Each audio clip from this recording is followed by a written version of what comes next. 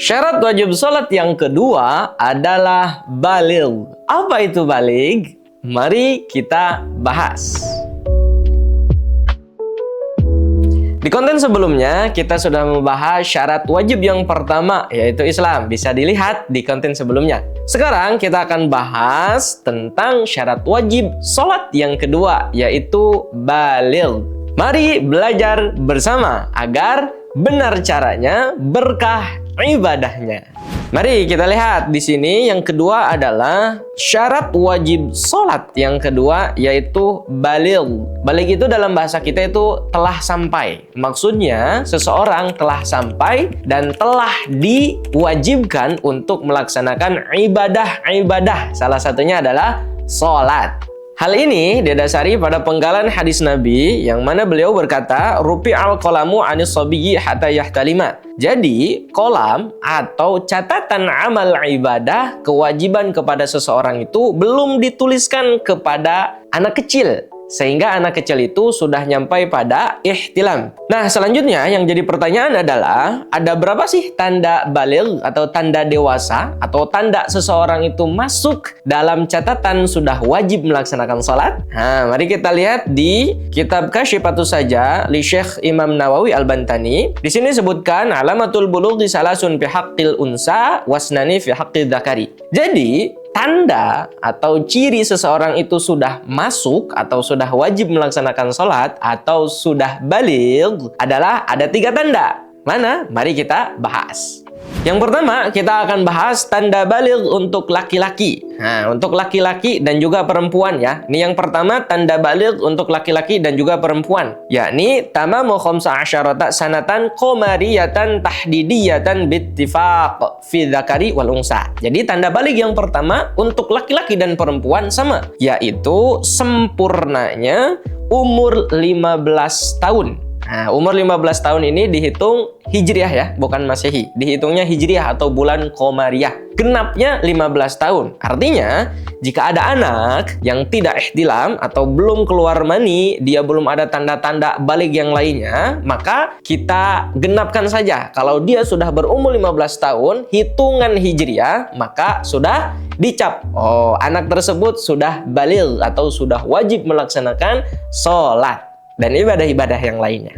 Nah, usia 15 tahun ini kita hitung sejak kapan sih? Apakah sejak anak itu SD atau SMP atau SMA? Oke, di sini jelaskan wabtida'uha minin fisoli jami'il badani. 15 tahun itu dihitung sejak dia keluar daripada perut ibunya. Jadi titik pertama hitungannya dari sana. Nah, itu tanda baligh yang pertama. Kemudian yang kedua, tanda baligh yang kedua adalah wathaniha al-ihtilamu ay al-imna'u wa illam yakhrujul maniyyu minadz-dzakar ka'an ahasa bi khurujihi fa amsakahu. Yang kedua adalah ihtilam. Ihtilam definisinya di sini adalah mengeluarkan mani atau mengeluarkan sperma. Nah, baik perempuan maupun laki-laki ya, mengeluarkan sperma walaupun sperma tersebut tidak keluar secara nyata dari kelamin laki-laki. Nah, maksudnya gimana? Misalnya, pas kita merasakan akan keluarnya sperma atau mani, kemudian kita menahannya.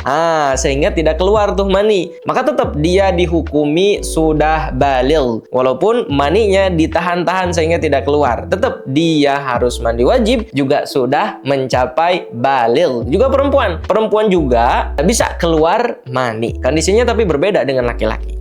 Selanjutnya, kapan sih waktu keluarnya sperma? Di sini disebutkan wasawaun kana fi naumin aw yaqdatin bi jima'in aw ghairihi. Jadi sperma atau mani itu keluar bisa saja ketika kita sedang bangun atau sedang tidur. Kalau sedang tidur biasa kita bilang dengan mimpi basah. Nah, kalau anak-anak sudah mimpi basah, laki-laki maupun perempuan, maka dia sudah baligh atau dia sudah wajib melaksanakan sholat dan ditanggung amalnya oleh dia sendiri. Oke? Jadi ihtilam atau keluarnya mani secara mimpi basah maupun secara sadar, biasanya masing-masing dari laki-laki perempuan itu mengalami hal tersebut, yakni telah berusia 9 tahun. 9 tahun Hijriyah atau Qamariyah. Maksudnya 9 tahun genap, pas di 9 tahun sesuai hitungan hari seperti pendapat yang dikemukakan oleh Syekh Baijuri dan juga Syarbini. Nah, sedangkan pendapat yang diunggulkan, yakni dari pendapat Ibnu Hajar dan juga Syekhul Islam, bahwa tidak genap 9 tahun. Bisa saja hampir atau mendekati 9 tahun, itu juga bisa terjadi keluarnya mani bagi perempuan maupun laki-laki. Kemudian Abdul Karim mengutip dari Ar-Romli bahwa usia 9 tahun itu yang dimaksud adalah hampir 9 tahun bagi perempuan dan genap 9 tahun secara pas bagi laki-laki. Jadi, keluar mani atau disebut dengan ihtilam ini bisa terjadi bagi laki-laki dan juga perempuan. Menurut kaul yang lebih unggul, kalau perempuan itu hampir 9 tahun biasanya sudah terjadi ihtilam ini. Kalau laki-laki genap pas 9 tahun biasanya sudah terjadi ihtilam seperti ini. Kalau tidak terjadi pas 9 tahun, maka disempurnakan di 15 tahun sebagai tanda balik yang pertama.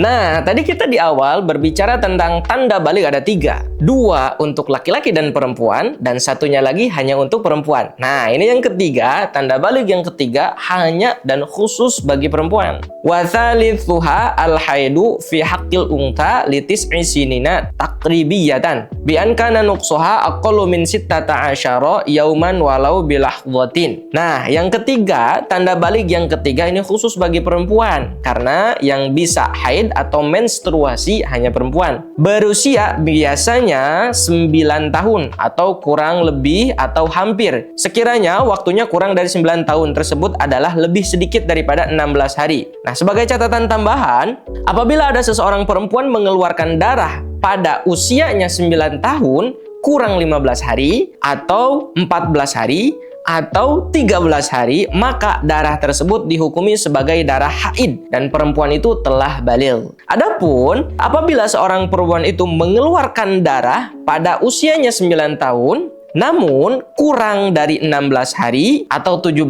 hari atau 18 hari, maka darah tersebut dihukumi darah istihadhah, bukan darah haid, dan perempuan itu belum dihukumi tanda baligh. Jadi harus diperhatikan, ketika darah haid keluar itu ada maksimal hari yang dikeluarkan oleh darah haid dan juga ada minimalnya. Jadi harus disesuaikan juga. Jika memang tanda yang pertama dan yang kedua itu tidak ada di perempuan tersebut, maka tanda yang terakhir adalah haid. Tapi haidnya juga harus diperhitungkan seperti tadi. Nah, jadi seperti itu ya, teman-teman semuanya, sahabat semuanya. Tanda balik bagi bocah atau anak-anak itu ada 3. 2 untuk perempuan dan laki-laki, dan 1 untuk perempuan yang sudah kita jelaskan tadi. Oke, diperhatikan baik-baik, semoga bermanfaat. Dan jangan lupa subscribe akun ini, juga nyalakan loncengnya agar pembahasan berikutnya tidak ketinggalan. Kita belajar bersama fikih praktis. Benar caranya, berkah ibadahnya.